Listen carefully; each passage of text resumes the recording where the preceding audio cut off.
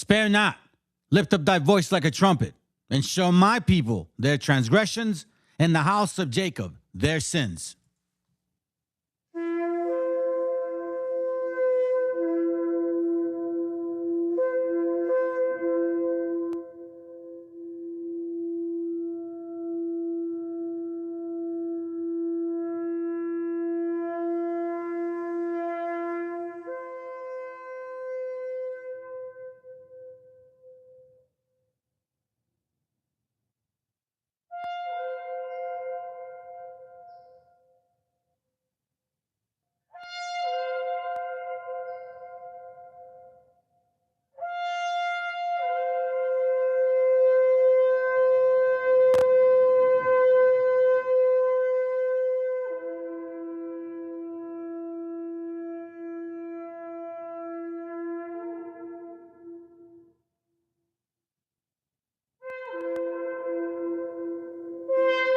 Copyright disclaimer. This content does not belong to Bible Chronicles or claim this intellectual property. The content provided today has and always will belong to the content owner. Bible Chronicles does not have any affiliation with the owner of this property. As mentioned, Bible Chronicles did not intend to make use of any material for the purpose of harvesting gain.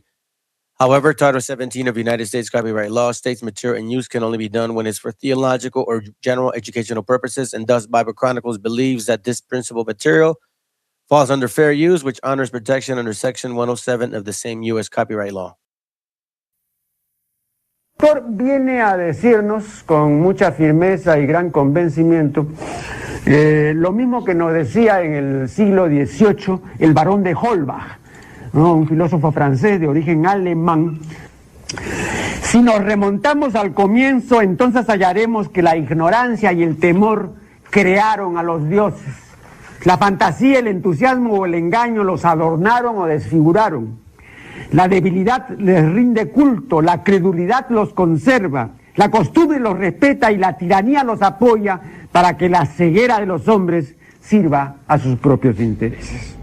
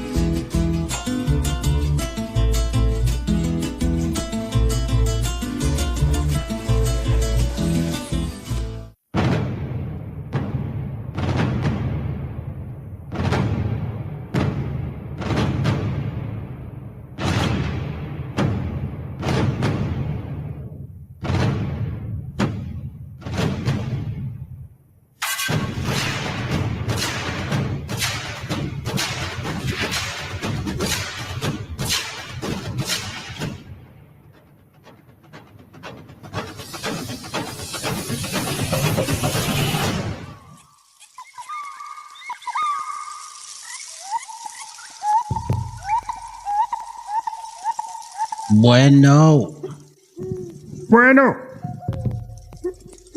Hey, wait, hold on a second. Hold on. ¡Viva México, cabrones! And for you haters. Fuck that puto! Fuck that puto! All right, okay. All right, here we go. Wait, hold on a second. Can you guys hear me?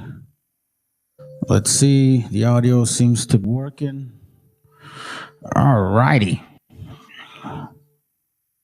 Well, all righty then. Well, fuck, man, we're live. Shit.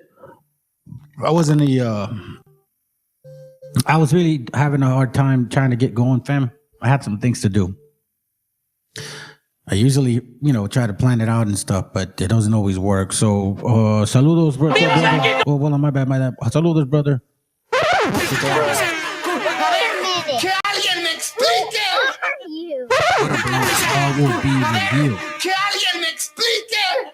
ISIS says, you see what's happening in Mexico, tearing down the government, and then he starts laughing. I mean, I don't know why you would be laughing.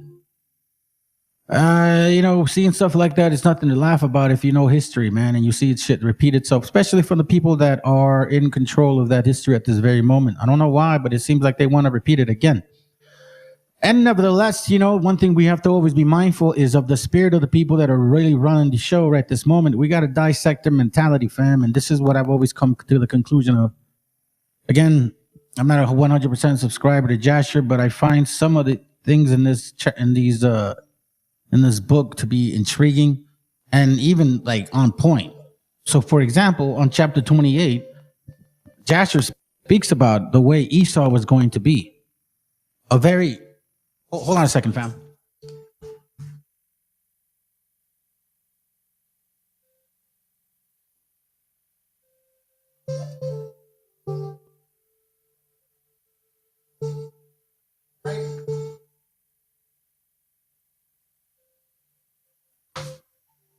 Sorry, I had made some tacos and I thought it was burning, but no, I did well. I cooked for my family tonight. You know what I mean? So I did something good for them. Thought I'd give my wife a break. Anyhow, look, it says here, Esau was a designing and deceitful man. You see, Jasher chapter 28 verse 20 says, and Esau was a designing and deceitful man. Designing. Deceitful. One who hunted after the hearts, meaning the minds of men. And for what purpose? To inveigle them or persuade them. So we see here a nation of people, because this is an individual that transferred the spirit to the seed over and over again. And we see it today. This is why I called it what I called it. Because, like, for example, family, like, who is using this shit? Is it the other countries sending this stuff over here that's using this shit? No, it's the people here using this shit. But Esau being designing and deceitful, right? Propagandizing and making sure that he can create his propaganda in people's minds, in his system. To what? Deceitful, designing, thoughtful, persuasive. I think Psalms talks about that type of mindset, but it doesn't mention Esau, Edom. So I didn't want to use it. But it's quite clear what the fuck these people are about. Now, if we go to Enoch chapter 93, it even mentions something about certain people. And it's talking about, at this moment, the destruction of those. Some of us have been trying to walk in peace. Once we figured out how much shit we've been doing and tried to live a good life, right? So Enoch 93:5 says, walk in the path of peace that you may live and be found worthy. Retain my words in your innermost thoughts and obliterate them not for your hearts, for I know that sinners counsel men to commit crime craftily. Holy shit. So now, keep in mind what it's just saying to us. It says here that there will be people persuading others to commit crimes craftily. For example, Esau, a designing, deceitful man. In Jasher 28:20, it says Esau was a designing, deceitful man, and one who hunted after the hearts of men and inveigled them, persuaded them. And what does it say here? You need to walk in peace. Because guess what? If not, for I know that sinners counsel men to commit crime craftily. They are not found in every place, nor does every counsel possess a little of them. Woe to those who build up iniquity and oppression, and who lay the foundations of fraud. For suddenly they shall be subverted, and never obtain peace. Who has done this? Who is doing this shit here, man? Look, let's put it this way. If we just want to talk about, on a political level, they don't give a shit no more. They're doing it to their own people now. Because what? Now it's about power. Remember, scripture talked about that, wickedness will get more wicked. Oppression would be more oppressive. Now it won't even care no more about who it's doing it to. Who lay the foundation. That's why things are going to be out of chaos. It ain't just going to be focused on certain people being, oppressed. It's going to be a massive amount That's why chaos is going to occur. Or at least that's what the prophecy states. Woe to those who build up their houses with crime. We know since 1492 that has occurred. Whether it's been done in the past, I don't give a flying fuck. It happened in the last 500 years, enough where I can kind of go back, if I could, to my last maybe 20 grandparents.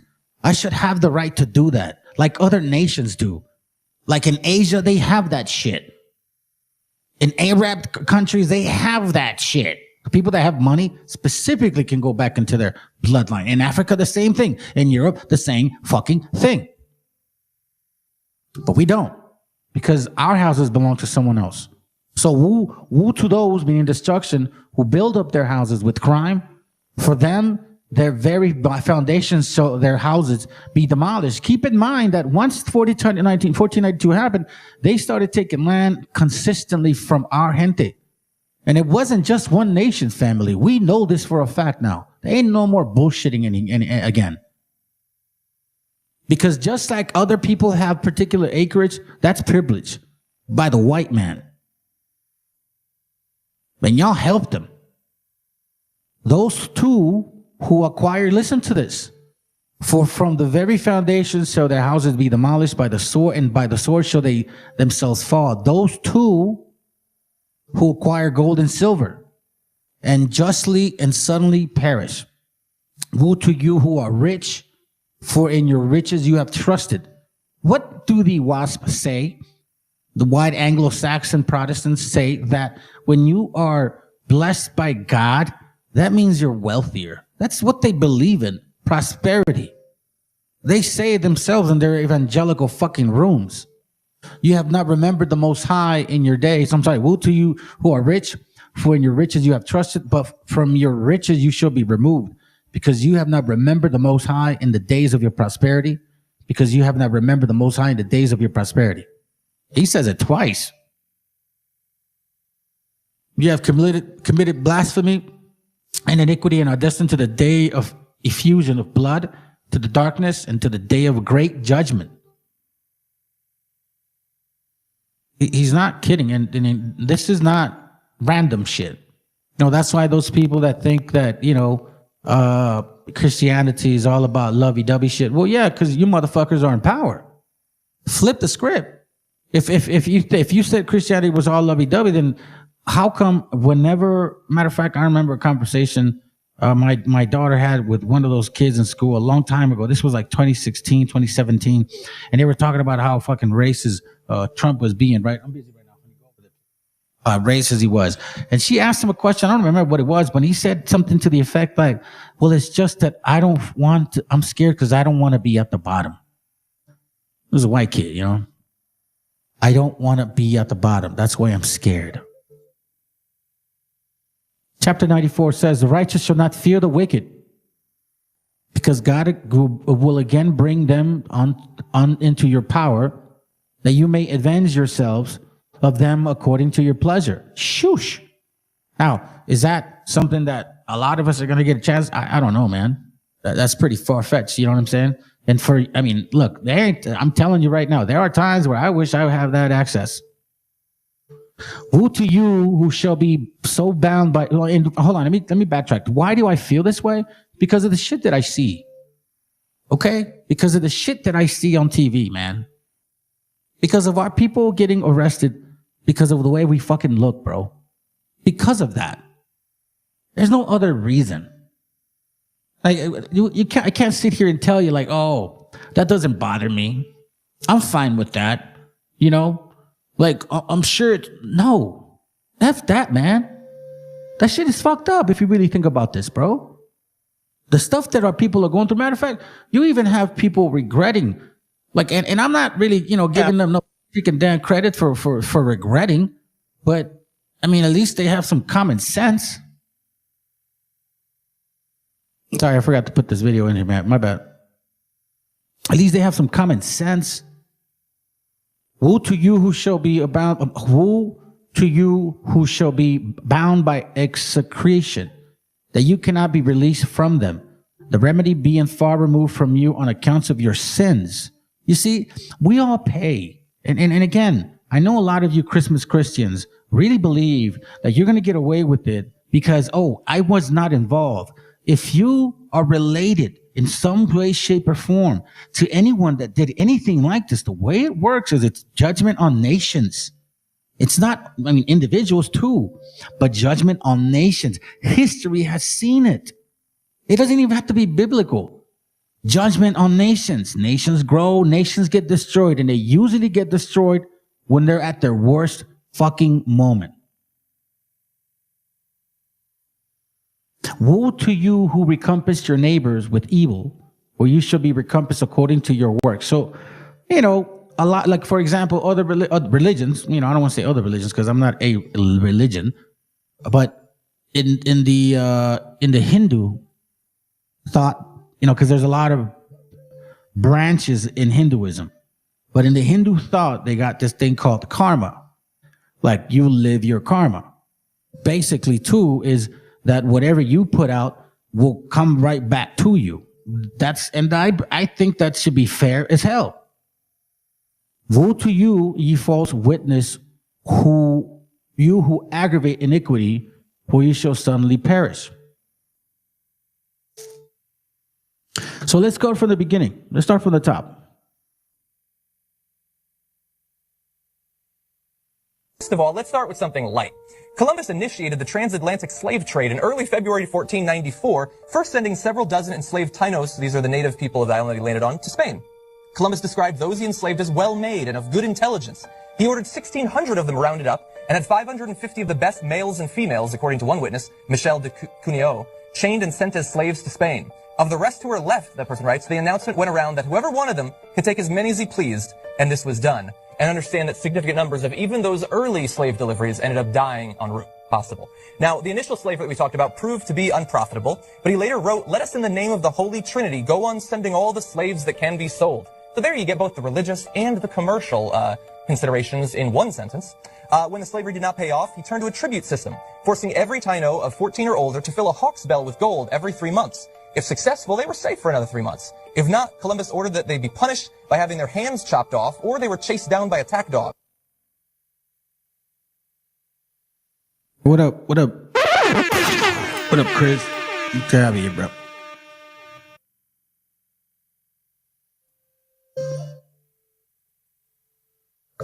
God don't give wealth, only the devil.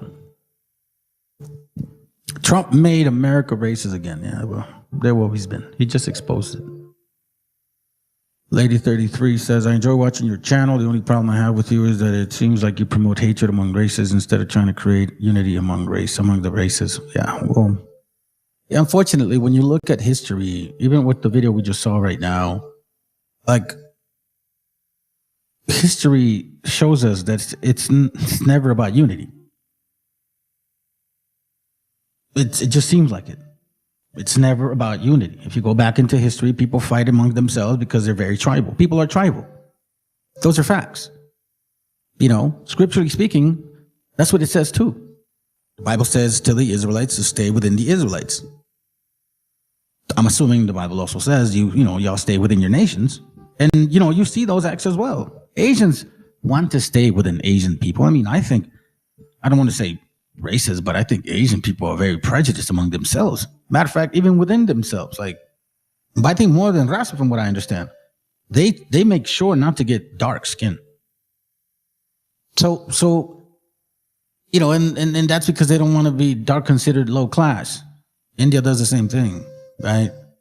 So it's like human nature for unfortunate reasons. And yes, I would love, honestly, Lady 33, I would love it if it was really like that. But the fact that it's not, that's the reality. And it seems like history constantly reminds us of it. Because like the hatred that we're getting as people right now from evangelicals, from right wingers, or even left wing, because a lot of them voted for this shit too. What, you don't think Obama deported and dumped a lot of our people, 3 million plus. He did it in secret. Oh, hey, with a smile. He bombed, I think, Afghanistan. Everybody was cool with it. He drawn them, I guess. You know what I mean? Like, he's a Democrat. So even if you lean left wing or right wing, either way, you get, man, they don't do what they're supposed to, what they say they're going to do. They say no more wars. You continue with wars. So what I'm focusing on is the stuff that people have done to our gente, and making sure that they can understand how it relates to our history. And that, you know, a lot of people, Christians specifically Christians, they love to point out what they know about the Bible and these particular interpretations. But it seems like Edom never really wants to expose who they really are in the Bible. If they know it so well, how come they never say who they are in the Bible? They never admit it. I mean, they kind of ran with the whole Israeli shit, and all of us can honestly say at this point that that's very suspect. And that's not just me saying it. That's like, there's almost everybody saying at this point, because it's very true. This is Isaiah 49. We're using different translations, the Oxford annotated Bible with the Apocrypha. It says verse 7 concerning Edom. I'm going to skip some things and then I'm going to come back. Verse 20 says, therefore hear the plan that the Lord has made against Edom, and the purpose that he hath formed against the inhabitants of Teman. Surely the little ones of the flock shall be dragged away. Surely their folds shall be appalled at their fate. So this is a nation, Lady 33. You know, like, this is God saying he's gonna really justify. And it has everything against what you mean. And again, I would love it that it was like that. And and if you consider it, what I'm saying, as hateful, then maybe you're just not used to my way of communicating, because all I do is speak facts of what occurred. You know what I'm saying? And all I'm also saying too is, like, a lot of times we used to blame the so-called Europeans for all the atrocities that occurred in slavery. But little did we know that a lot of those fuckers had help. You know what I'm saying? Right. The same over there in Japan. A lot of Asians bleach their skin. Yeah, see, there we go. Let me go back to this. A lot of Asians bleach their skin. See, that's the thing. And we're not even talking about, like, I'm not saying anything specific. All I know is you can see the nation of people that are doing certain things. And I'm going to show you guys some videos. And it's like, it's always them. You know what I'm saying? For the majority of the part right now in our society, it seems to be them. I don't even have to point the finger. I can just show you some videos, which I'm going to do. So it says the sounds of their fall. At the sound of their fall, the earth shall tremble.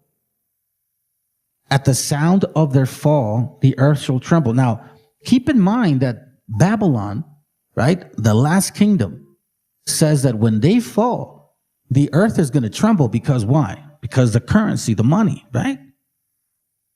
They ain't going to be able to trade with them no more. They're going to be like, oh shit, it's over. The sound of their cry shall be heard at the Red Sea. Look, he shall mount up and swoop down like an eagle and spread his wings against Bozrah, and the heart of the warriors of Edom that day shall be like the heart of a woman in labor. So fucking scared, basically. Let's go to verse 9.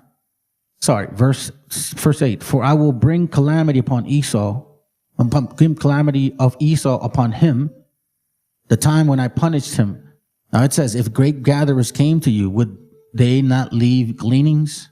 So for example, you know, if you're hungry and you pass by a vineyard, are you going to take everything that the vineyard has? Nah, man. As a courtesy, you're going to take a few, bro. And then you move on. But no, Esau don't do that shit. They take and take and take. But as for me, it says, if thieves came by night, even they would pillage only what they wanted. You see that? But see, Esau don't work that way. Y'all take and take. It's like that video, that cartoon, where before the Martian shows up, where this guy's just walking the earth, right? And he's just like consuming shit and killing shit, consuming shit and killing shit, consuming shit and killing shit, and making things out of things. You know, like he kills a bear and he makes a sweater, and kills a lion and he makes something or some shit. Like, it's a trippy ass cartoon, and then at the end, the alien kills him. Just consuming. Then it says, but as for me, I have stripped Esau bare, I have uncovered his hidden places, and he is not able to conceal himself. Then it says, his offspring are destroyed, his kinfolk and his neighbors, and he is no more. Now, why did I read that?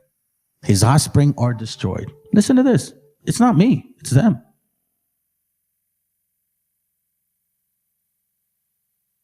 More white people died than were born in 2016. Data shows in 26 states, whites are dying faster than they're being born. Between 1999 and 2016, the number of white births fell by 10.8%. That stands at just over 2 million. Researchers suggest the reasons for this decrease are the Great Recession, a drop in fertility rates because people can't afford to have children, and a rise in mortality rates as most of the white population is aging and dying of natural causes while others are dying from drug overdoses. A demographer at the University of Texas at San Antonio and a co-author of the report says it seems that white people going under the 50% of the population mark might be happening a few years earlier than projected. Some of the states most affected by this shift are Oregon, California, Arizona, New Mexico, Florida, North and South Carolina, Pennsylvania, Maryland, and Michigan. Researchers are predicting by the year 2045, whites could drop well below 50% of the population. While the white population is decreasing, the census says minority populations are steadily rising.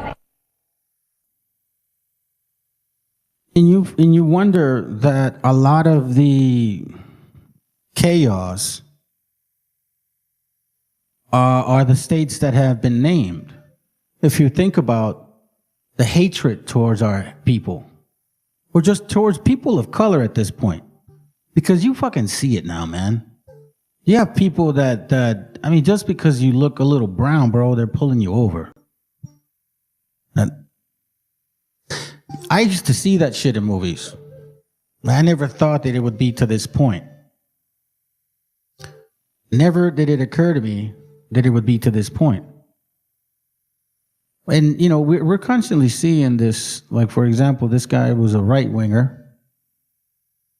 And then now he's like, bro, I didn't realize that the shit was really that bad. I think it says it right around here. Let me see, hold on. Is it, here, let me just kind of say it initially and then I'll skip it. The left and the right is a ridiculous notion. I mean, I was a Republican for so long. I voted for Trump. But then... You want to see what real independent journal...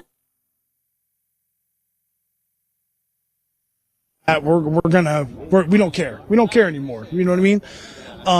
The left and the right is a ridiculous notion and stuff like that. And unfortunately, if you vote left and then you go right, you know what I mean? All it does is causes strife in between people that are probably in the middle that just want everybody to have an equal opportunity to live here. You know what I mean? And that's what you see right now and stuff like that. Because all those people in there, despite whether they say illegal, but the only thing they did was they didn't really follow the previous administration's right to come over through the border, but the previous administration said it was okay for you to come over to the border. So, and the reason I'm mentioning this is because the chaos that they're causing towards people that have been impeached. Like, for example, they said literally, we're going to go after the criminals, right? Okay. All right, fine. I get it. You know what I mean? I get it. As much as I hate to see, sometimes people make mistakes, and I know that. But you know what I mean? If that's the way it is, and fuck it, that's the way it is. But you're talking about people that have never broken anything, no law other than your imaginary criminal law, because technically the understanding of you coming to this country without any paperwork, you know, it was like a civil issue, right? Not a criminal issue. Like, correct me if I'm wrong. But they took it to the extremisms. Now, the reason, where's he at? ISIS, right? ISIS, whatever. The reason why I was wondering why you laughed was because, yeah, it is happening, man. And, like, this is earlier recorded, right? This is earlier recorded. But what I'm afraid of, man, is the fact that it looks like a coup, bro. It looks like a solid coup. What better way to implement one? Look, check it out. This has been so common. We'll let it play. You're gonna see that, I mean, this is not Gen Z, bro. These are fucking old people. These are old people too. It's not just young people. So something, okay, I understand they killed that man. But you gotta also know that guy, he was like fucking trying to put that, like, the, you know, like he knew what he was getting into, man. Like, what do you mean? What do you talk? People are like, oh no, they shouldn't have killed. Bro, he understood that if he went after the cartel, they were going to go after him. He understood that. Now all of a sudden, supposedly it's the government's fault. You get what I mean? So this chaos is not organic, man. This is a coup. Why? You see what's going on in Venezuela? You see what's going on in Colombia? Mexico is not that far from that distance.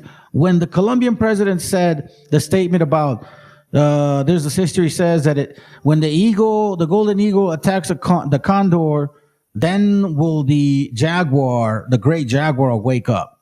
Now, if you guys actually understand, North and South history, the condor is from, like, say, for the particular areas of Peru, the Incas. And the jaguar is very well known to be a predominantly Aztec, quote unquote, right?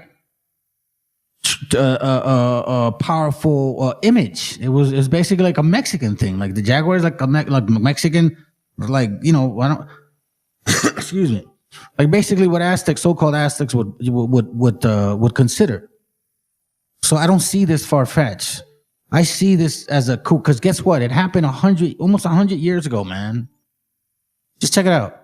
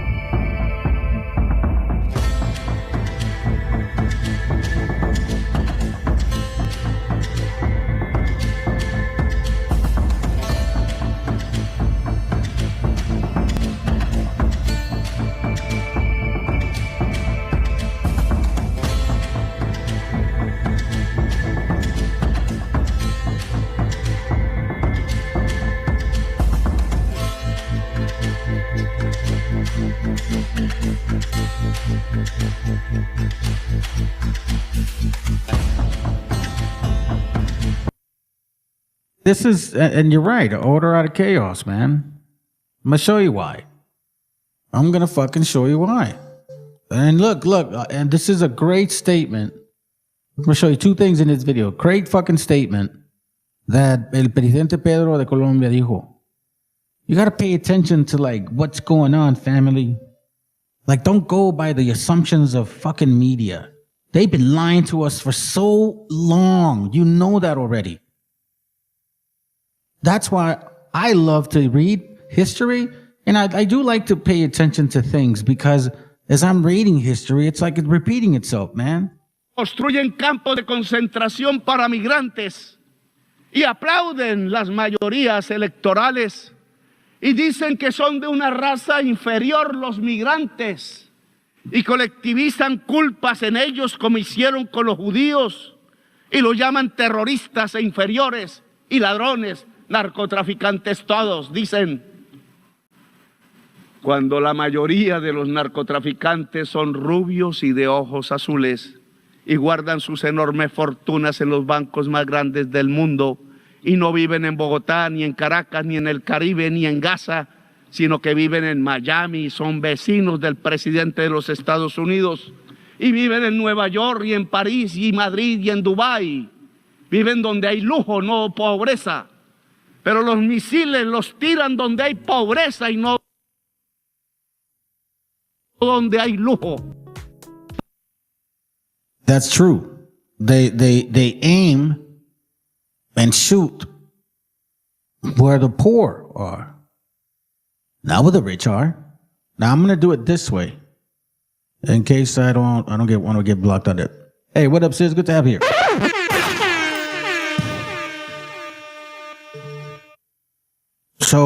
check it out. I'm going to show you. I'm going to try to do it this way, okay? Because I know that if I show you this video straight, they'll block it.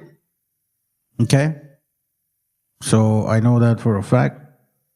So you'll see me kind of jump back and forth every 30 seconds. Okay? But I think this really matters, man. I think you should know this. Okay? Check this out. Let's see. There's a weapon that powerful countries use to get rid of leaders they don't like, leaders from other countries. It's called a coup. It's a French word that means a punch or a blow, because it kind of means coming in and forcibly punching out a government from power. No elections, no process, just power being seized. Just someone being pushed out and someone being put in. Coups happen in so many different ways, but I want to show you how the coup has been used by the United States of America as a tool to get what they want on the world stage. So let me walk you through some of the major US-led coups over the years to show you that while it sometimes seems like we live in a world full of order and rules, the reality is that the most powerful countries will often get their way by whatever means necessary. Whatever means necessary. We read earlier in Enoch, the woe and destruction to you that builded upon iniquity. Now, do you guys understand what a coup is? I'm going to show 30 seconds of this and we're going to go back to the video, okay? We economic hitmen really have been the ones responsible for creating this first truly global empire. And we work many different ways. But perhaps the most common is that we will identify a country that has resources our corporations covet, like oil, and then arrange a huge loan to that country from the World Bank or one of its sister organizations. But the money never actually goes to the country. Instead, it goes to our big corporations to build infrastructure projects in that country, power plants, industrial parks, ports, things that benefit a few rich people in that country, in addition to our corporations. See that? So there goes the tool. So we're going to see the overview, and then we're going to see the actual tool. So every 30 seconds, every minute to 30 seconds. I'm going to run a minute here and then 30 seconds over there. Okay, let's go. Okay, so here's how I'm defining the US-led coups that I'm going to put on our list here. Number one, they were successful. There's a lot of failed coup attempts. We're leaving those out. Number two, there must be at least one US government official involved in the coup. And number three, we need concrete evidence that the US was actually involved, not just speculation. While the US has been involved in tons of regime change efforts around the world, we landed on a much shorter list. These are the coups that I think best exemplify how this tool has been used for international power. See, right here, he shows over the years.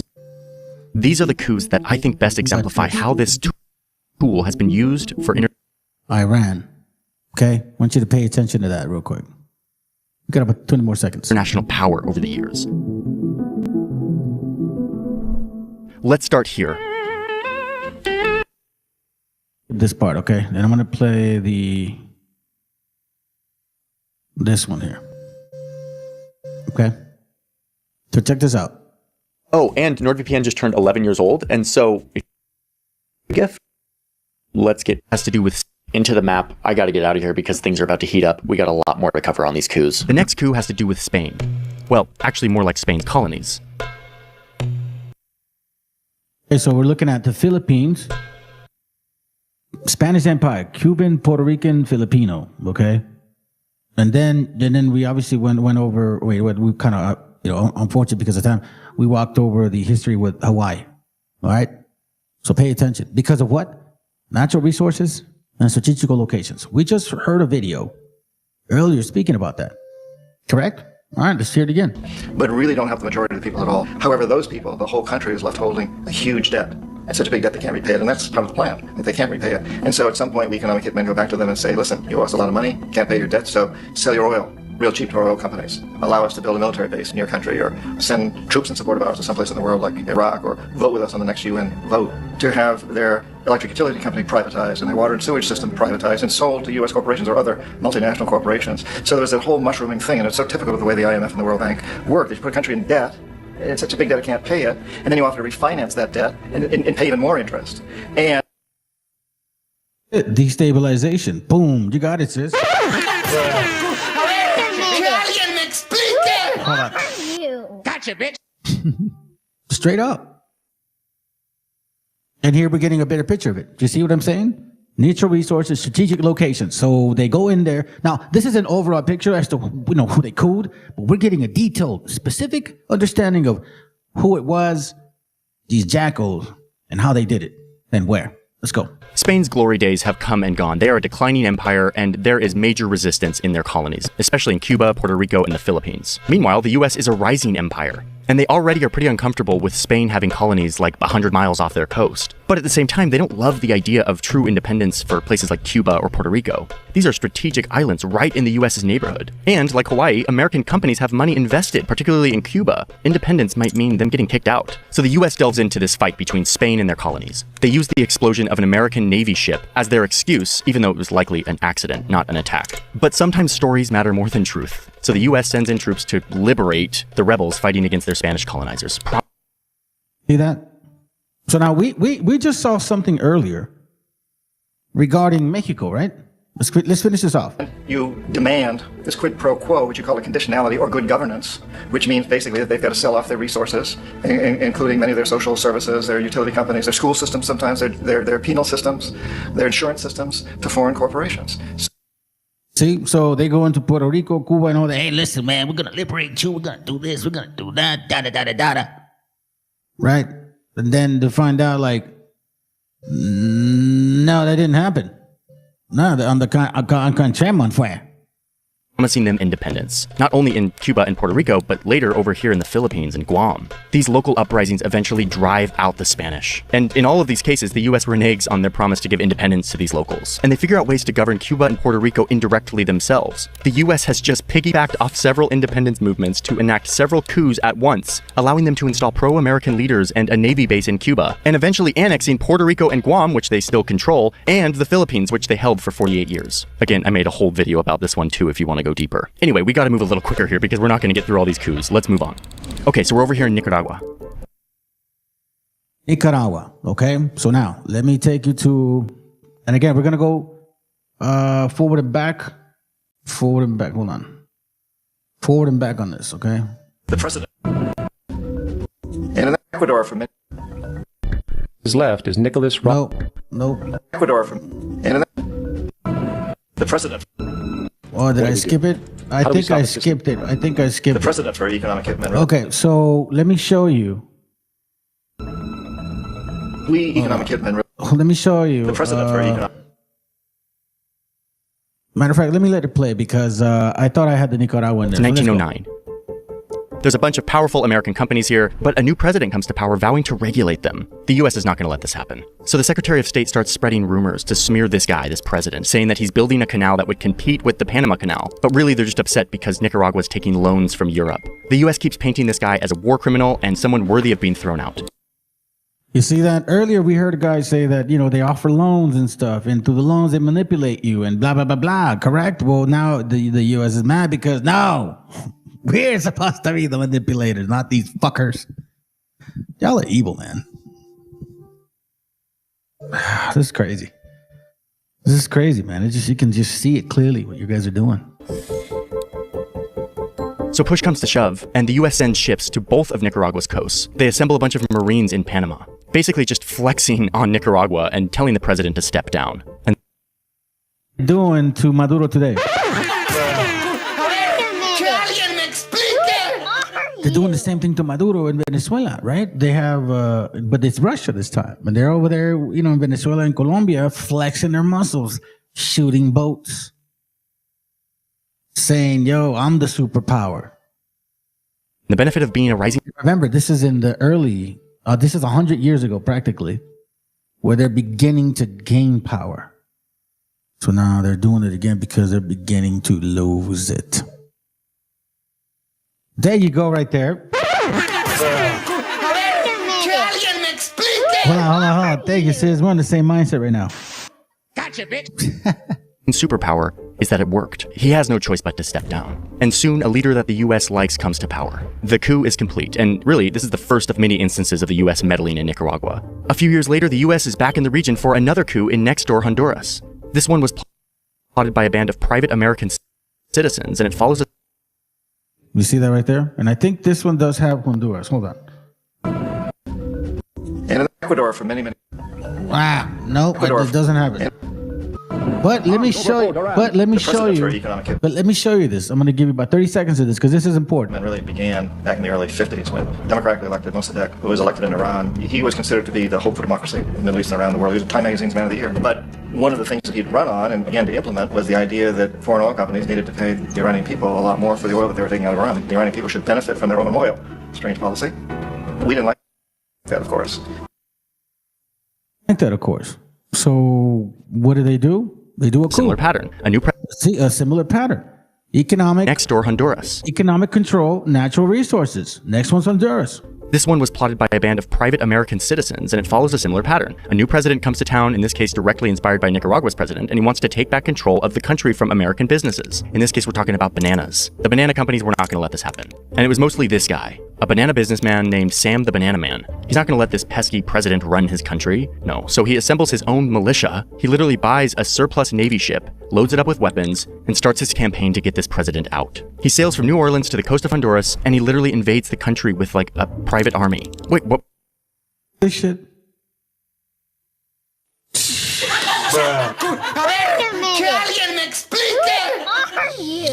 Where's the U.S. government in all this? That's exactly what I was going to say. Where the fuck are these guys at? So didn't like the political direction of Honduras either, so they just sort of stood back, let this private invasion happen, and then at the critical moment, the U.S. steps in to order a ceasefire, basically bullying the president to step down. He had no way forward, no defense, so he resigns.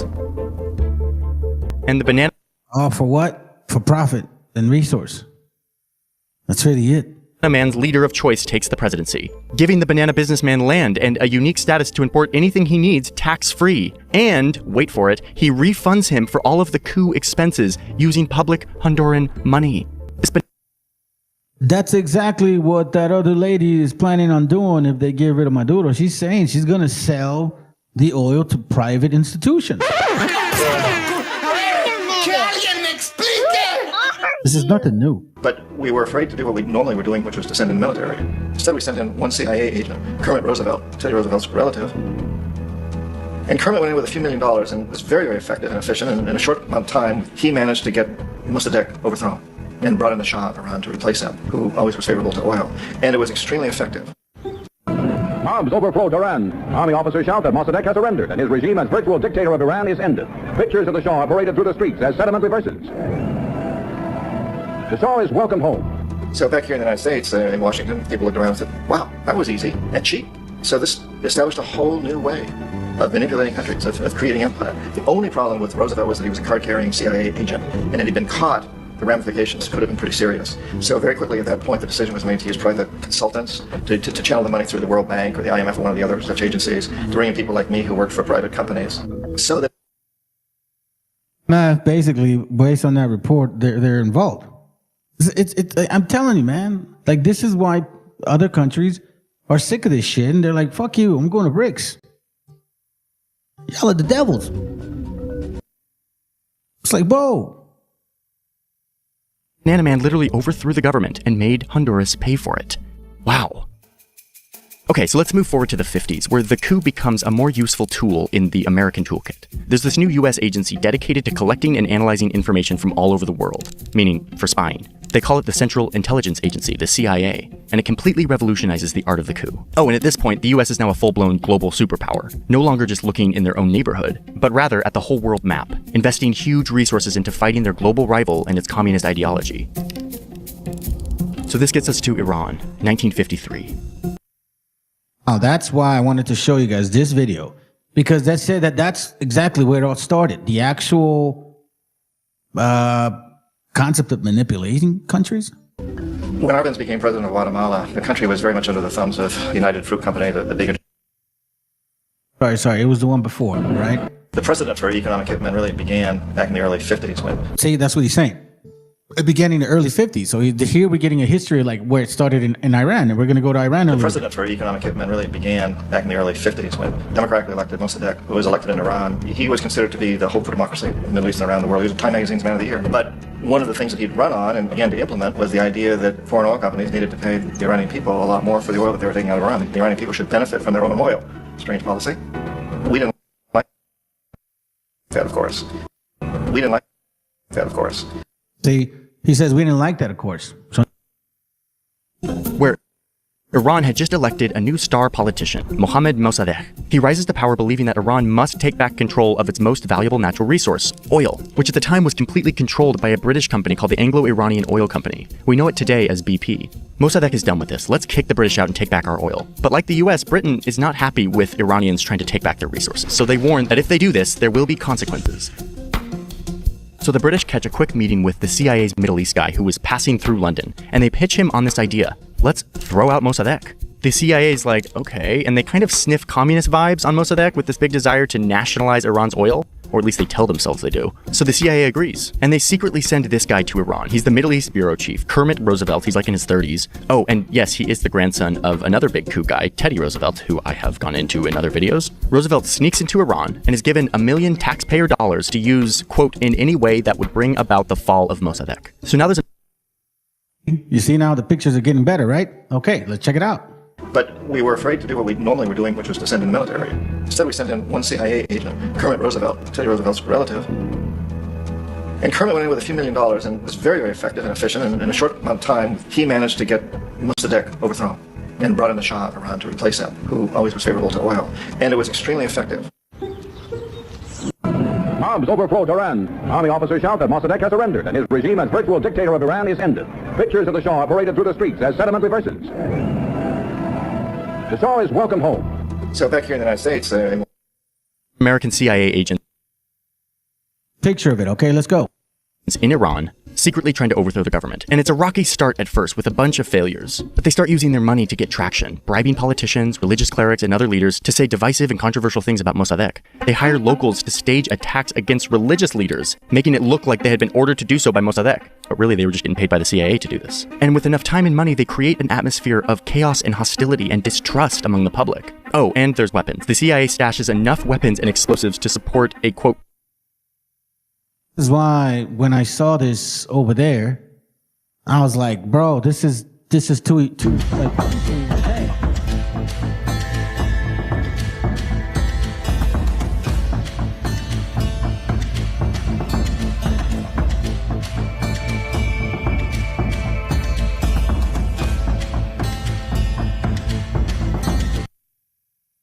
I take 3 countries down at once: Mexico, Venezuela, and Nicaragua, and Colombia. I think that's my take on it.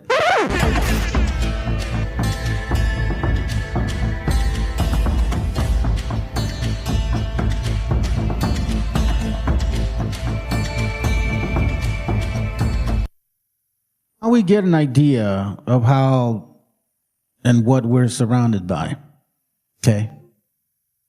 A systematic approach on how to dethrone and manipulate. So we got that for the most part. Correct? Okay.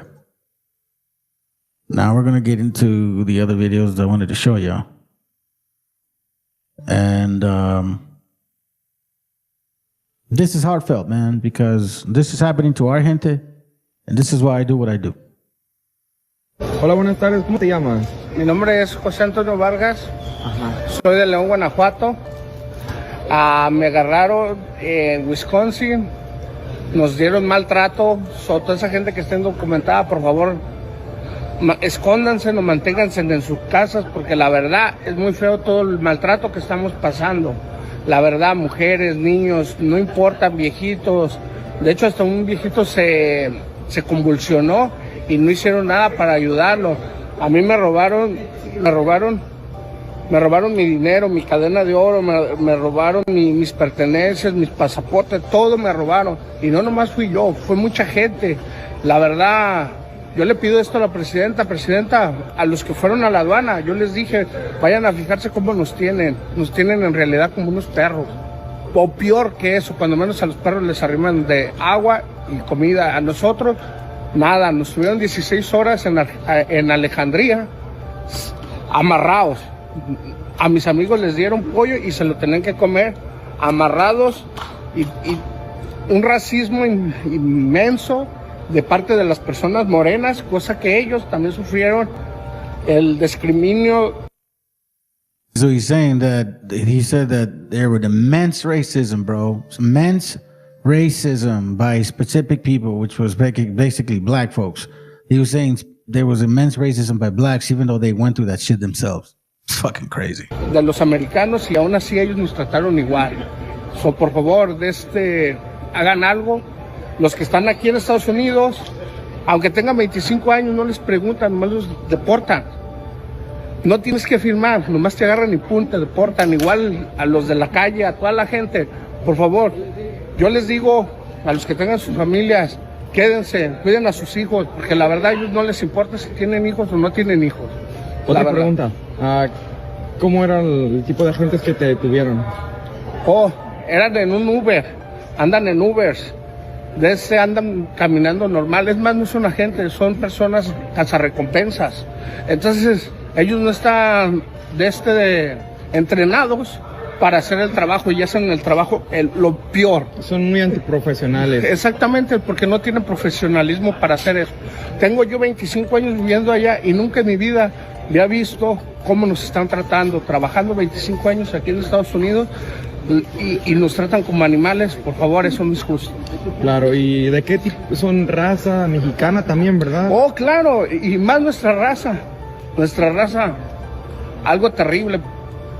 Amigos, tienen nuestra sangre. Yep, I've seen that a lot, man, and I'm glad you brought it up, bro, because like, and it's not new. Man, that's why it's like I said earlier, you know, there's a word called karma, and in the Hindu thought, and again, and I say that because Hinduism is not just one people, like it's a branch of beliefs, but in the Hindu thought, they have this thing called karma. You live it or you die by it. One concept, two concepts like that, right? So what you create, what you do is what you bring. Kind of like you are what you are what you think about type of concept. So if you're evil, you're going to bring evil upon yourself. If you owe something, you're going to pay it back. Por favor, respeten, más que nada a las mujeres. Eso más les pido porque a las mujeres las tratan igual que a nosotros. He's like, that's what he says, bro. Why are you guys even treating women that way? Can you meet me? Oh, wait, hold on. This is weird shit. So now we have, hold on, let me take care of that. Okay, so now check this out, fam. I want to show this video to you, and I hope they don't block it because I really like it. Let me show this to you. It's in Spanish. So el que no sabe español, pues ahí se aguante, güey. I'm going to give you guys subtitles. Or at least auto-generate to English. Let's see. But there's English ones here. But they speak English and Spanish, so it's like, you know what I'm saying?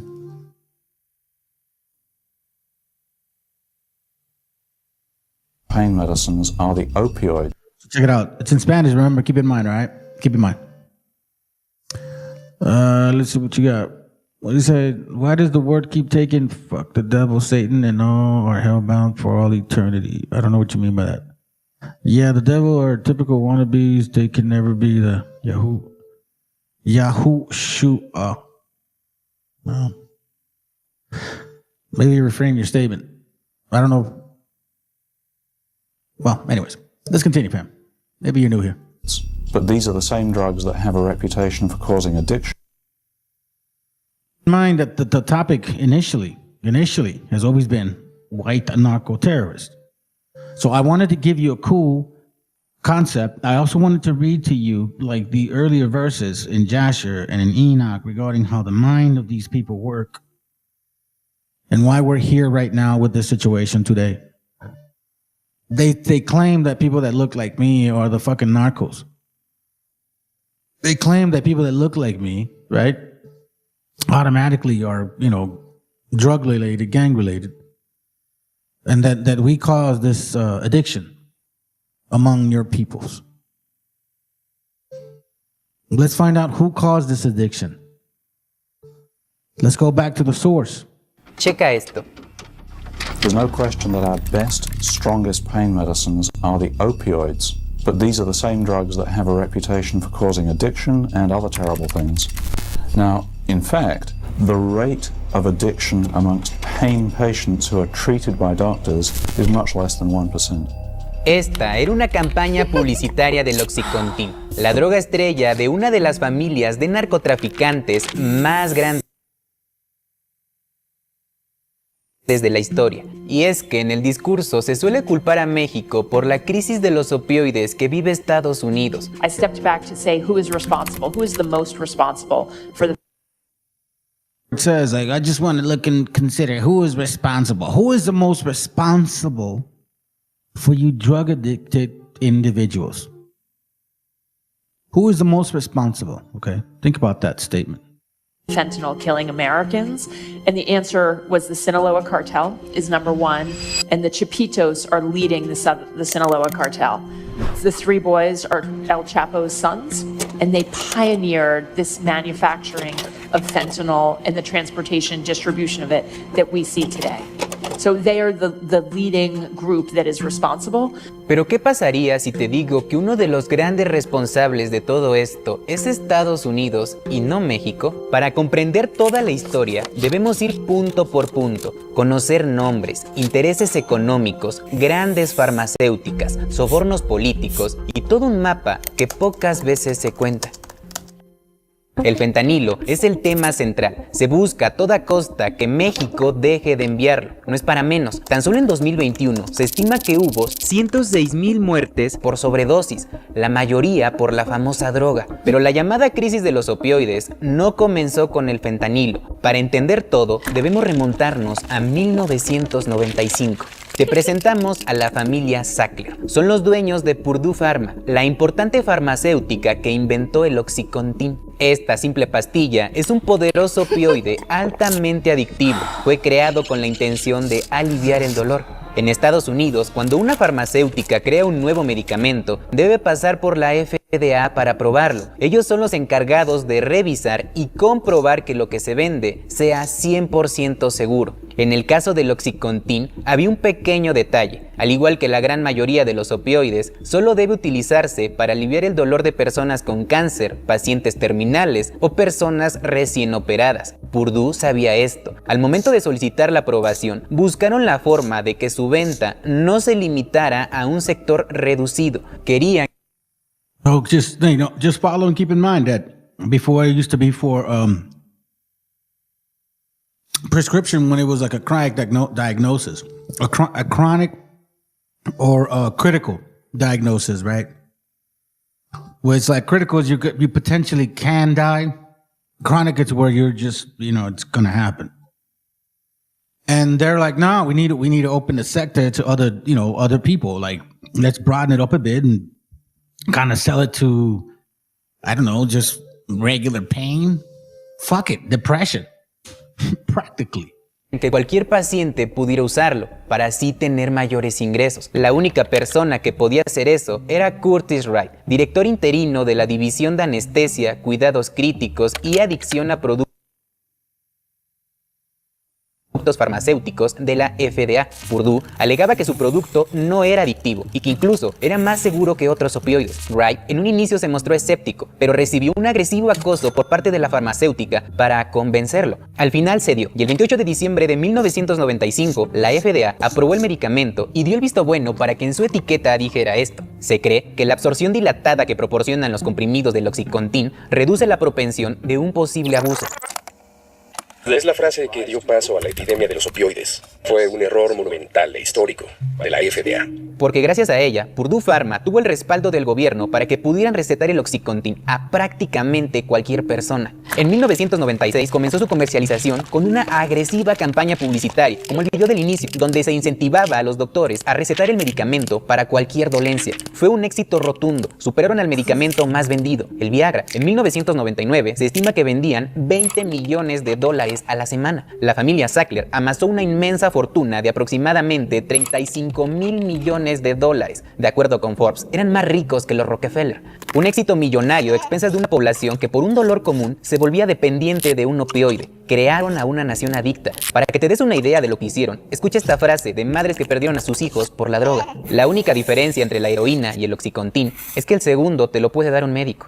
Ellos crearon la fórmula, fueron los narcotraficantes más exitosos de toda la historia, porque vendían su droga con el consentimiento gubernamental y nunca pisaron la cárcel. Al final, cuando se descubrió todo, pagaron una multa ridícula en comparación al gran daño que hicieron y al dinero que generaron. Por si fuera poco, Estados Unidos no aprendió la lección. Cuando hubo más restricción en la venta del Oxycontin, muchas personas que se volvieron adictas voltearon a otras alternativas. Y sí, aquí llega el fentanilo. Al igual que el Oxycontin, el fentanilo es un poderoso opioide altamente adictivo. Tampoco lo debe usar cualquier paciente. Fue creado en 1960 por el doctor belga Paul Janssen con el objetivo de crear un analgésico que suplantara a la morfina. Se buscó que fuera aprobado en Estados Unidos, pero para ello tenía que pasar por la FDA. Robert Dripps, presidente de anestesiología de la Universidad de Pensilvania en Filadelfia, era quien debía dar el visto bueno, pero estaba renuente. Él razonó que un medicamento que era 100 veces más potente que la morfina era innecesario y probablemente crearía más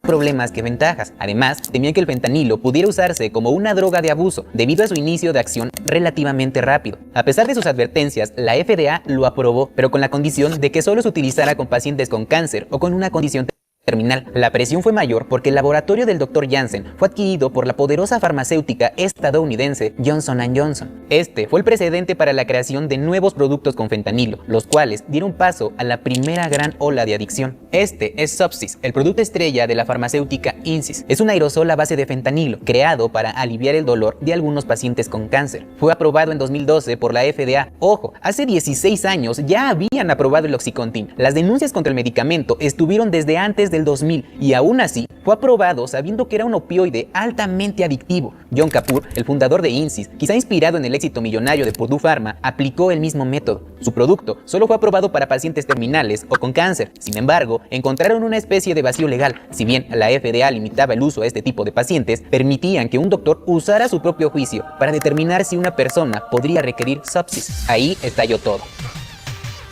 Insys sobornó a miles de doctores en Estados Unidos para que recetaran su medicina de manera indiscriminada. ¿Te dolía la espalda? Fentanilo. ¿Te duele la cabeza? Fentanilo. La historia es prácticamente la misma. John Kapoor ascendió de manera meteórica y se posicionó en la lista de los multimillonarios de Forbes. Esto no fue un caso aislado. Fueron varias farmacéuticas las que emplearon el mismo método. Fueron varios medicamentos con fentanilo y otros opioides. Colas enormes en farmacias a muy temprana hora con adictos que buscaban su medicina. Johnson & Johnson era hasta hace poco el principal proveedor de las materias primas para la creación de opioides. No fue el narco mexicano ni empresas chinas. Los que crearon todo esto fueron las grandes farmacéuticas. Después de todo este breve resumen, es importante que sepas dos cosas: cómo funcionan estos medicamentos y cuál fue el papel del gobierno de los Estados Unidos en todo este escándalo.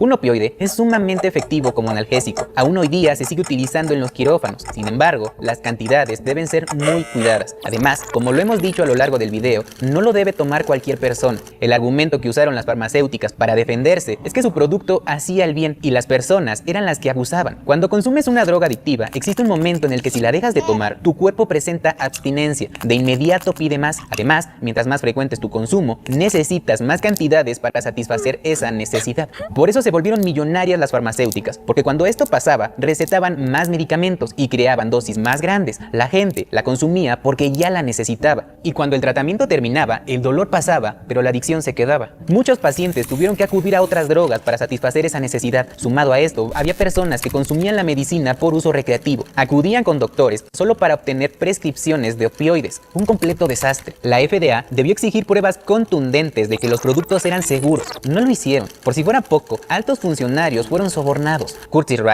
el médico que le dio luz verde al Oxycontin, tiempo después fue contratado por Purdue Pharma. El primer año recibió una retribución de $400,000. No fue el único. Cuando las denuncias empezaron a estallar contra el Oxycontin, Purdue Pharma contrató a Chris Dodd, senador de Estados Unidos, para defenderlos. Frente al Senado, abogó por la farmacéutica y por la droga, echándole la culpa a la población por ser unos adictos. La desconfianza hacia el medicamento se esfumaba por los dichos y la calidad moral de Dodd. Las ventas siguieron subiendo. Con el fentanilo sucedió algo similar. Cuando ya se tenía identificado el problema de los opioides, se cuestionó la facilidad con la que los narcóticos inundaban indiscriminadamente las farmacéuticas. Ellos se defendieron impulsando una ley que limitaba las facultades de la DEA para que así no pudieran identificar estos abusos y por ende siguieran reabasteciendo indiscriminadamente. En el Congreso todos aprobaron esta ley, nadie estuvo en contra. Es más, hubo senadores que la defendieron, como Tom Marino y Marsha Blackburn, ambos senadores republicanos. Marsha aún es senadora. Tras la aprobación de la ley, recibió $964,000 por parte de las farmacéuticas. No fue la única. Varios senadores recibieron jugosas compensaciones de las farmacéuticas por aprobar esta ley que las beneficiaba. En el mismo Senado donde ahora atacan a México y lo señalan como el responsable directo de la crisis de los opioides, años antes tuvieron oportunidades reales para frenarla. Es más, la FDA ya aprobó un nuevo opioide que es 10 veces más potente que el fentanilo.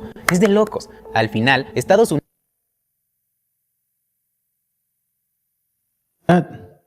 They just approved, like shit. Tuvieron oportunidades reales. Listen to this. There's one out now that's much more powerful than fentanyl. Reales para frenarla. Es más, la FDA ya aprobó un nuevo... Yes, it's called Desubia.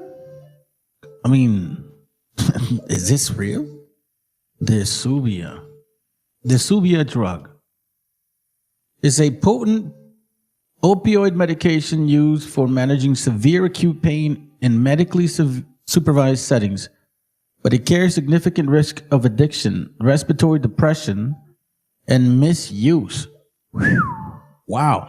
Desubia is a brand name for sufentanil, a synthetic opioid that is approximately 5 to 10 times more potent than fentanyl. Shoot, she's not lying. Check this out. A synthetic opioid that is approximately 5 to 10 times more potent than fentanyl and 500 times to 1,000 times more potent than morphine.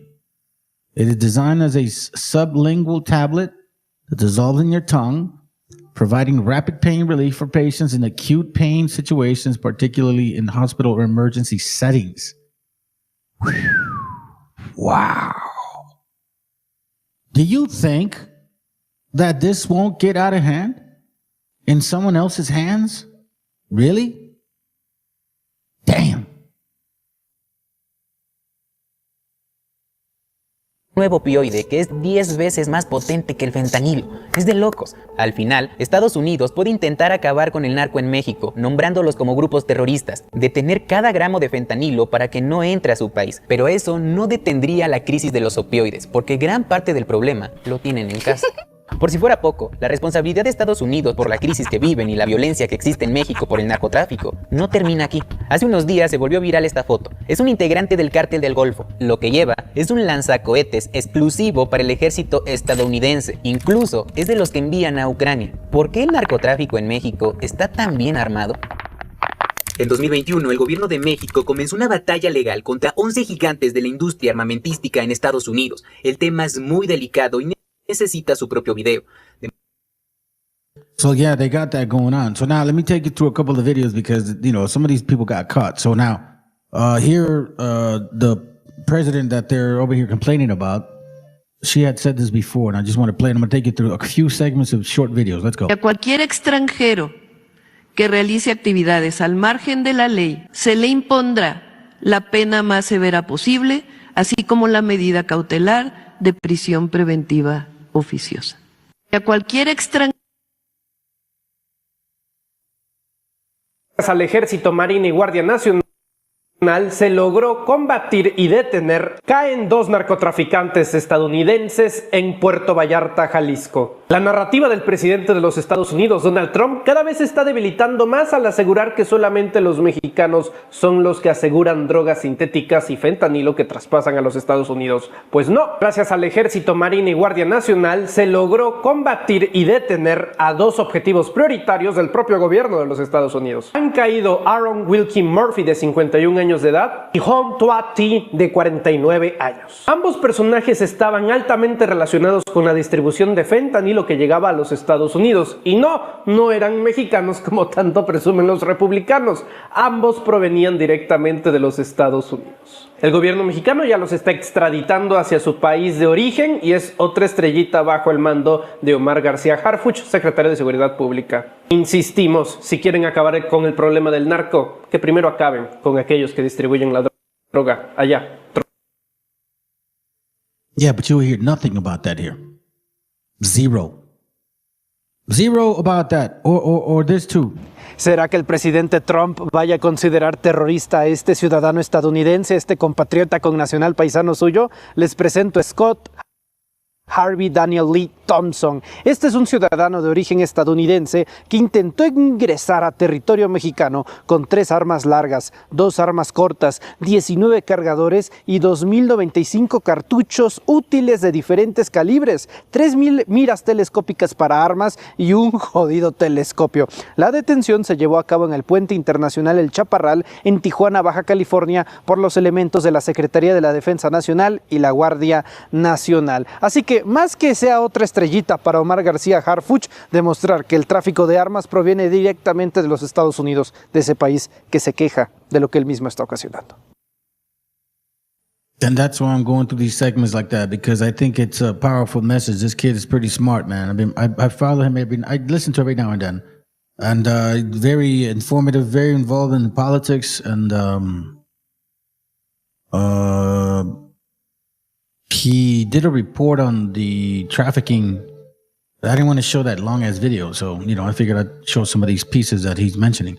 Three people, 3 individual cases. Let's go. Pero los narcos gringos no existen. Les presento a Gabriel Seth Rogers. Miren nada más cuánto colágeno, cuánta juventud, cuánto futuro. Es un joven estadounidense y seguramente tendrá una vida bastante próspera. Pues no, es buscado por las autoridades de Wyoming en Estados Unidos por asociación delictuosa y por narcotráfico. Y adivinen qué. Fue arrestado en México, concretamente en Culiacán, Sinaloa, por elementos de la Guardia Nacional, por elementos de la Secretaría de Seguridad Pública y desde luego por las Fuerzas Armadas. Otro narco gringo que cae en territorio mexicano, y solamente le digo al señor Trump que el problema lo tienen del lado del Río Bravo, pero al norte. Basta con la producción, pero sobre todo también con la distribución de drogas. Por lo pronto, otra estrellita para Omar García Harfuch y el combate al narcotráfico. But we see that. But you never hear about these things being mentioned, man. Ever. Last week, a police officer. Ever. Check this out. And again, this is why I'm saying. This is why I said this. White narco terrorist. This is it right here. Look, prime example. In Marysville, California, was killed during a drug raid. The headlines: Hero cop dies in shootout. Cartel drug raid ends in bloodshed. Police officer killed in shootout during transnational drug ring takedown. And the shooter? It was Rick David Oliver, a 60-year-old white man. Not Mexican, not cartel, just a white man with a long criminal history, including being a registered sex offender. But there's more. Listen to this press conference by the Yuba County DA, Clint Curry. Important to note about this multi-year operation that the targets, the suspects, the central suspects in this operation were part of transnational drug trafficking organizations that were moving amphetamine and deadly fentanyl across the border from Mexico into our state. It was harming our communities and our children. Sounds scary and cartel related, right? Well, here's the full list of people arrested in that same drug bust that day. Pause to see the full list. Sarah Ballard, Kelly Blake, Lisa Nichols, Todd Nichols. These people are from Yuba City, Oroville. Not scary. Those don't look like Hispanic, so-called Hispanic last names, do they? Nope. Not at all. Not at all. Here, this simple article: Mexico demands investigation into U.S. military-grade weapons being used by drug cartel. Look, man, the unfortunate thing about this society is the way that you guys raise your kids. And those are facts. I'm a father. I'm a father of 4. And I have experience, and I can say that. It's the way you raise your kids. And this society, predominantly influenced by Esau and their customs, you guys suck. You guys fucking suck as parents. You rush them to get out of your house. Look, I'm not here to criticize how the fuck you guys raise your kids. Nobody can change it. It's just the way that your spirit moves. And you end up raising weirdos and shit. Weirdos that say weird shit or that live weird shit. And look at this, man. Seriously. Really, man? Really? Come on, bro. Really? It's not us. It's not our people. It's not people that look like us that give you the drugs. This is in your nature. Something hollow is in your seed. So we're here making a documentary about ketamine, actually. Do you know anything about it?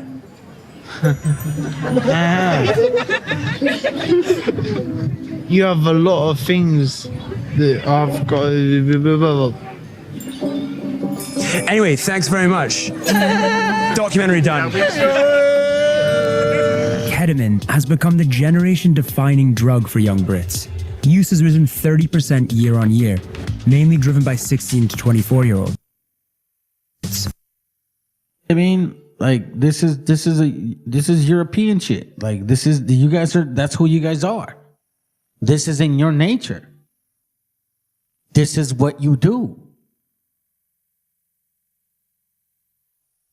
It's no longer an underground choice. This strange, powerful drug is as mainstream as Coke or E. That's kind of become a staple of our generation, especially in the UK. You can sell hundreds of grams in a week. There's a whole ketamine culture in the UK. And you know, it's funny because their big popular fucking so-called smart guy, he's like on ketamine 24/7, isn't he?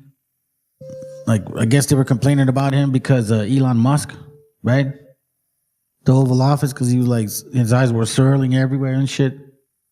Doble moral viene en presentación de polvo o pastillas. En los últimos 60 años han muerto en los Estados Unidos más jóvenes por fentanilo que las muertes ocasionadas por esa misma nación en las guerras del Medio Oriente. Ese veneno letal lo reparten ellos mismos en su territorio.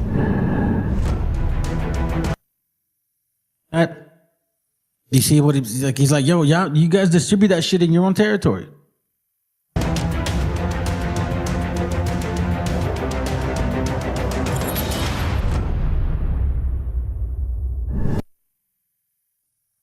Fíjate lo que dice para que vean, güey. Espera.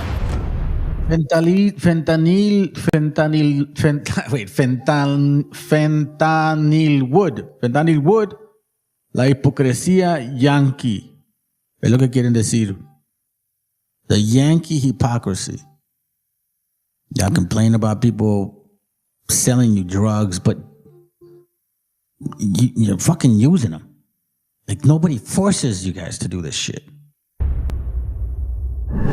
Como ocurre con las armas. El problema no es la pistola, sino quien la dispara, así con el fentanilo, un medicamento que usaron durante décadas. En los Estados Unidos lo sacaron hasta de los botiquines. Ahora se quieren enjuagar la cara.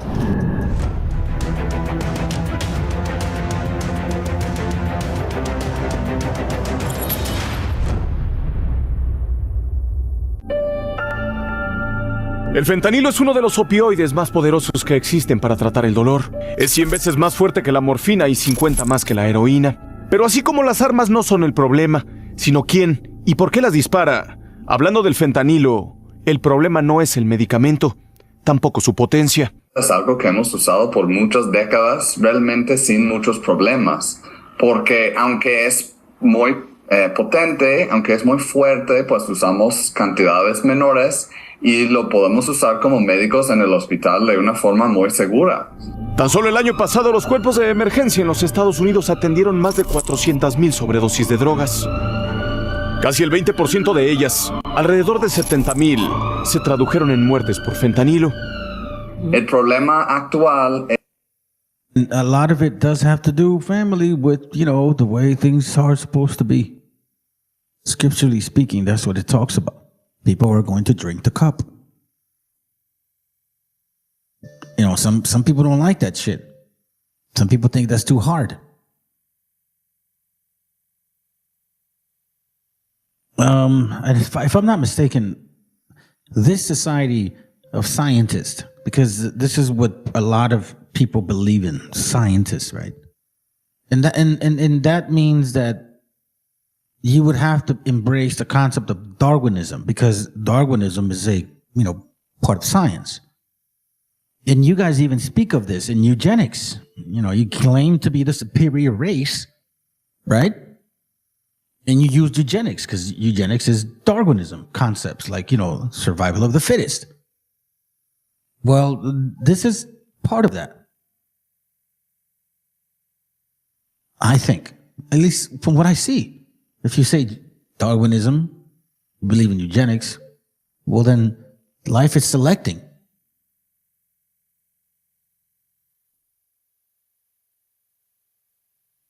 More white people died than were born in 2016.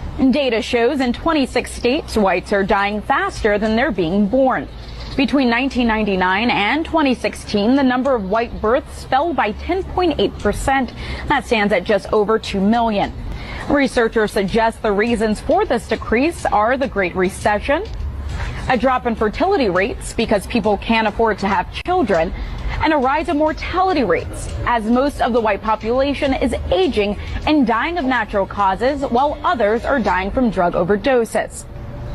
A demographer at the University of Texas at San Antonio and a co-author of the report says it seems that white people going under the 50% of the population mark might be happening a few years earlier than projected. Some of the states most affected by this shift are Oregon, California, Arizona, New Mexico, Florida, North and South Carolina, Pennsylvania, Maryland, and Michigan. Researchers are predicting by the year 2045, whites could drop well below 50% of the population. While the white population is decreasing, the census says minority populations are steadily rising. Es que fentanilo ilícito, o sea, fentanilo producido en laboratorios clandestinos, se ha estado produciendo y diseminando. Eso indica que más del 80% de los casos atendidos en la Unión Americana estuvo relacionado con otro tipo de estupefacientes. Muchos de ellos tomados del propio botiquín de las casas estadounidenses, por menores de edad que se vuelven adictos cuando ni siquiera han terminado la primaria. Los adolescentes no experimentan tanto con heroína o polvos o cosas que se ven así como que más, que pueden dar como más miedo, ¿no? Pero sí sabemos que por muchos años han estado experimentando los... Look, listen, I have well, my oldest son, he's autistic, so, you know, obviously it's a different situation. But I have a 22-year-old daughter, I have a 13-year-old son, and then I have a 4-year-old going on 5.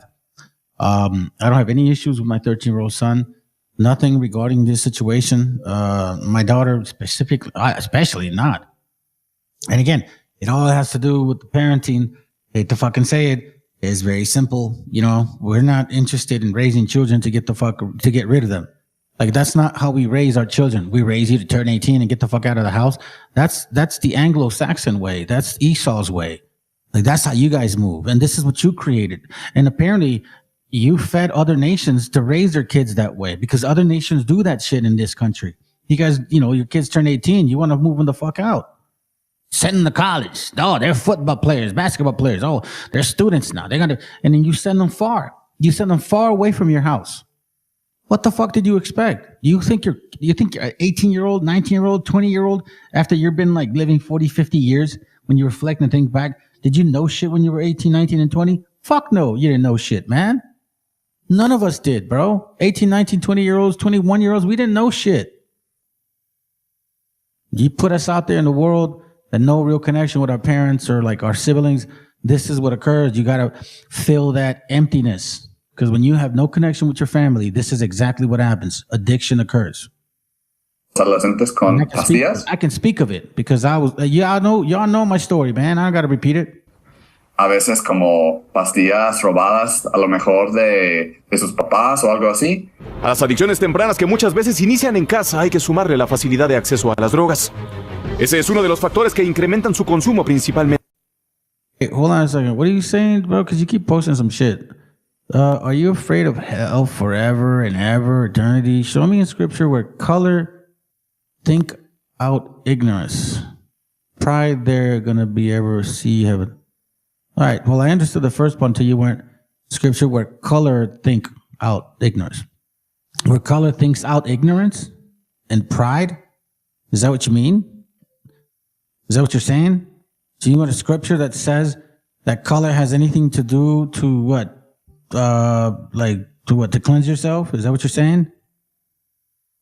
Because none of the stuff that you're fucking been saying are making any sense to me. I don't know who you're talking. I don't know if you're trying to communicate some type of fucking language and shit, because none of the shit makes sense. Nothing that you've typed makes sense. Maybe this probably did at some point. You know what I mean? And I didn't really want to pay attention to your ass, but now I'm wondering, like, what the fuck? Are you watching the show? Are you watching the session or what? Some people call it a show. I don't give a shit. Some people call it a class. Well, today's not really a class. It's wanted to show people this angle. But, like, you're not making any sense, Joseph, Anthony. Entre jóvenes. Porque ahora ya no hay que salir a buscarlas en la calle. Basta con tomar el teléfono celular. This is a 16-year-old cheerleader who hurts her back at cheer.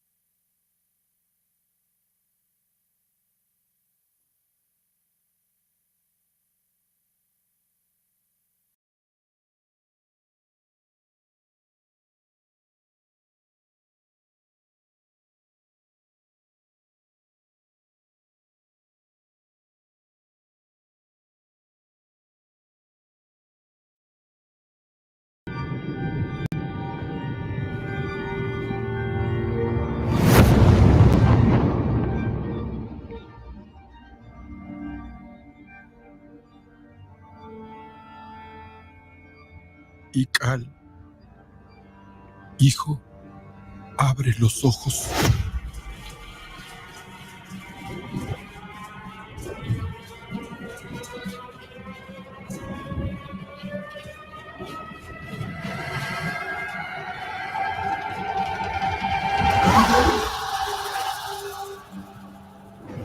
Tu cuerpo se queda con nosotros, pero tu espíritu debe seguir.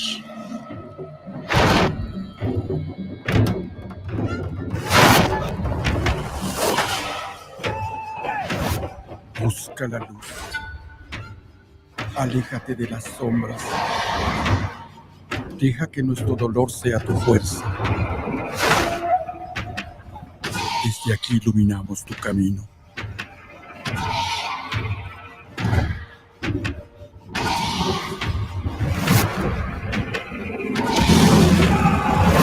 Lucha como nosotros ante esta pena tan grande.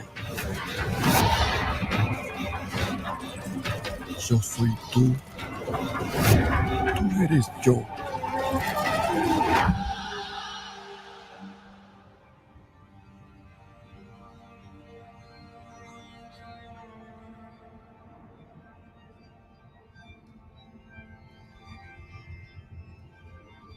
La muerte que hoy nos separa, mañana volverá a unirnos. Eres libre, hijo.